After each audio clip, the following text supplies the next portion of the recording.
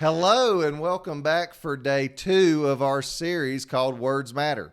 Yesterday we talked about how the tongue is dangerous. If you didn't get to watch that, please go back and do that. And today we have a simple lesson called 2 ears, 1 mouth. That's right. God made us with 2 ears and 1 mouth, and we're going to explore that truth here today. So James chapter 1, verses 19 and 20, here's what James writes to the readers. He says, "So then, my beloved brethren, let every man be swift to hear, slow to speak, slow to wrath, for the wrath of man does not produce the righteousness of God." I want you to hear that. He says, be swift to hear and slow to speak and slow to wrath or slow to anger. Okay, and then he says, man's wrath does not equate or produce the righteousness of God.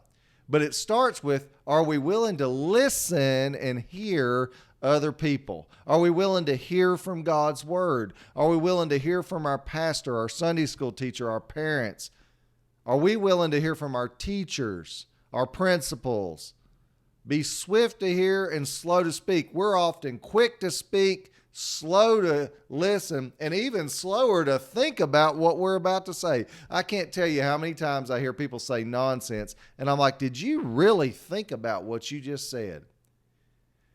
We have 2 ears, we have 1 mouth. A friend of mine, Earl Pennington, he says, are you listening to understand or are you listening to talk? And that's a very different thing.